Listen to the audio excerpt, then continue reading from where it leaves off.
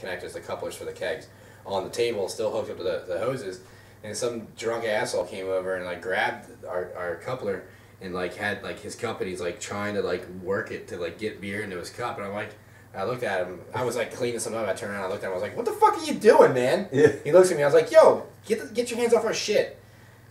And he like puts it down on the table and like didn't even say anything, but like put his cup up in the air. He's like here, give me beer. And I'm like, "You're out of your fucking mind, man. Get out of here." And I was like, "Don't touch our shit. Just get out of here." And like he almost started shit with me. I almost like jumped over the table and kicked his ass. And his friend, lucky for him, his friend had come over and stopped it. I was ready to fuck somebody up because I don't like people fucking with our shit, and I just don't like it. You know, like, at like the fourth hour in a beer, especially the bigger ones.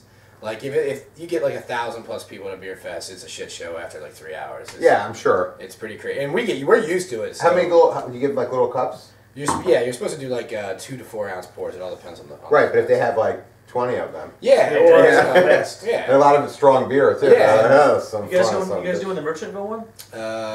No, I don't know which one you're talking about. I don't know either. It's very shortly. The next one, Blue Monkey does it.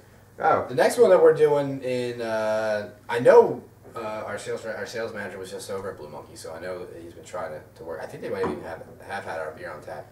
Possibly. I know like the PJ Wheel hands in around here have a bunch of the places. Oh really? Maple Shade right here? Yeah. Nice. The Unos over here in Maple Shade has had our beer on tap. Oh, these are all work. How about Jay's Elbow Room? I can't say that one. You guys got to get in there.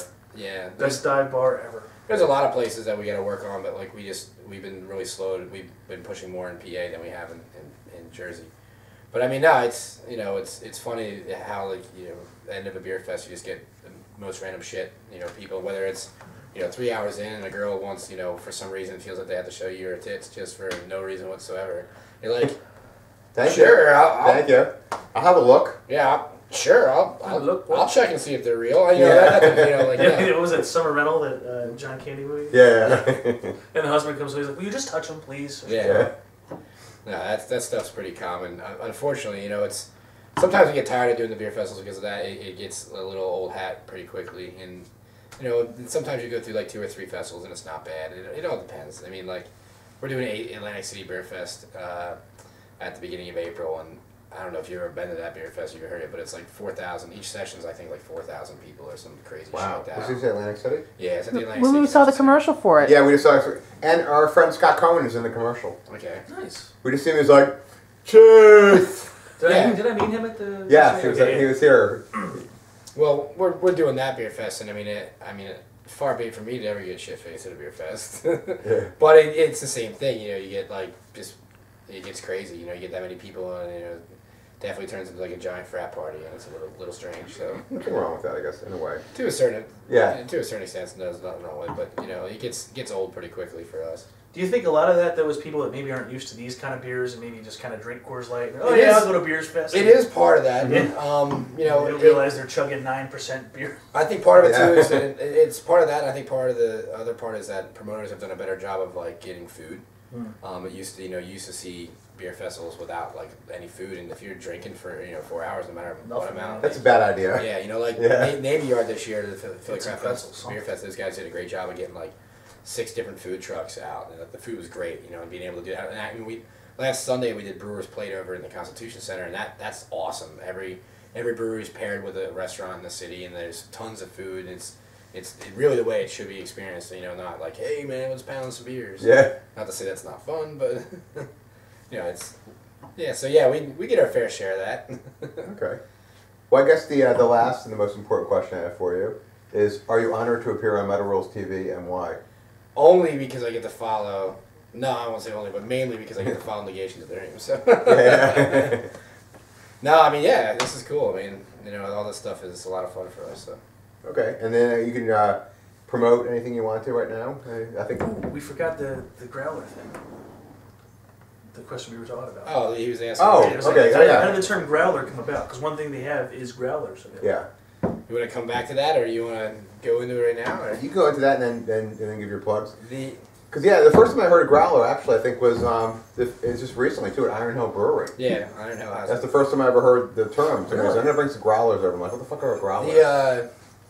The way I've had it, I've read, and I'm going to butcher this because I surely don't have the exact anecdote correct, but The term comes from when, back in the late 1800s when people used to go and to the bars and get get pails filled with beer. It wasn't necessary. It was basically like a jug or a ceramic jug like this, but they didn't have these swing tops or like tight fitting caps and stuff like that. So what would happen is they'd get this jug or pail of beer and they'd carry it back home. And as you're carrying it back home, as you're walking, the CO2 actually comes out and it starts to hiss. So they used to say the jug was growling at you. Oh, okay. So that's why they call them growlers. Makes sense. That's something my pappy would tell me. Yeah, totally. Let me tell you about the growlers. Yeah, exactly.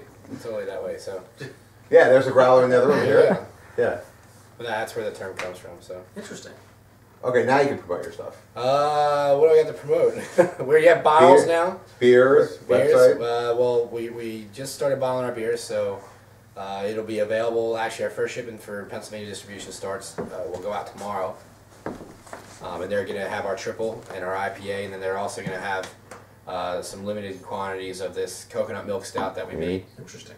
And then New Jersey, we're going to launch in New Jersey with bottles April 15th. And they'll be getting most of the same stuff as well. So look for it in like Joe Canals, Roger Wilco's, all those crazy bottle shops. Martin's? Yeah, I guess. Wegmans. Wegmans liquor store is very good, actually. Yeah, there's even in Pennsylvania they're not bad. So no, and that coming to a brewery, 909 Ray Avenue in Croydon, really not that far from here at all. No, less than a half hour for me to get here from the brewery. Right across the Burlington Bristol Bridge. I heard you have like a movie night or something over there. The second Friday of every month we have a movie night. It's a charity night. Every month is a different charity. So we donate all the proceeds to it's $10 to get in. You get a free free bag of popcorn and a free beer, and then all the money, goes to charity. Different charity every month. Obviously, different movie every month. It sounds like you guys could use your own charity because you're just starting. That's pretty generous of you. Yeah, but I mean, for us, it's a good way for us giving back to the community and also get more people into the brewery too. Oh yeah. It's an easy way for people to come in and check it out and have a good time. And I mean, movie nights are usually a lot of fun. I mean, like we just had our movie night last Friday. And, what'd you guys have? What did we watch? Boondock Saints was this month's movie, and then actually the charity was for a buddy of mine that I used to work with at River Horse, who now works at Philadelphia Brewing Company. He unfortunately lost his brother-in-law, died last month, and unfortunately left behind his sister and his 2-year-old nephew. So we all the proceeds from the movie night last Friday went to his family. Oh, that's nice. For stuff like that. And we like to do stuff like that. And like February was all the proceeds went to a local firefighter in Croydon who's battling cancer. Like all the money from movie night went from him. And then the next night they had a beef and beer for him, and we donated the beer. For the beef and beer to that, and that's the type of stuff we want to do because we're not just there to make beer. We want to be a part of the community. Any asshole can make beer and just open up. I don't want to say any asshole can open up a brewery, but like it's one thing to be a part of the. There we go. Yeah. Be a part of the community, or not be a part of the community. And we want to be an active part of the community. So, in fact, it's one of those things. It's almost kind of like I don't want to say overburdening, but like. Everyone contacts us for charity stuff. Like, oh, can you donate this? And it's almost impossible for us to keep up, let alone with the beer, let alone all the charity requests we get. So. Well, just be happy you're doing your part, though. Yeah. No, we try to do as much as we can. Can't help everybody. I feel bad when we can't get back to someone. It's just impossible with the time that we have. If I could add an extra 6 hours, 8 hours to the day, I would. But unfortunately, I don't have that power. Yeah, there's never enough hours in the day. I've done that myself. Okay, anything else you want to talk about your website? Website is www.NeshaminyCreekBrewing.com. We're on Facebook too. Same thing. I don't know what's going on over there. Yeah, that's about it. Twitter at NCBC Beer. We're pretty active on the social media stuff because we don't have an advertising or marketing budget, so we like to post a lot of stuff up. Yeah, I know. So you guys keep very active on the Facebook. We're really active. Yeah. And I think a lot of it. It's we've seen a lot of reaction from people that follow us too. I mean, people definitely respond to how busy we are and how much we like to try to communicate and stay connected with the people that give a shit about the brewery. So and that's really important. So right. cool. Well, thanks a lot. No problem. Thanks a lot for having me, guys.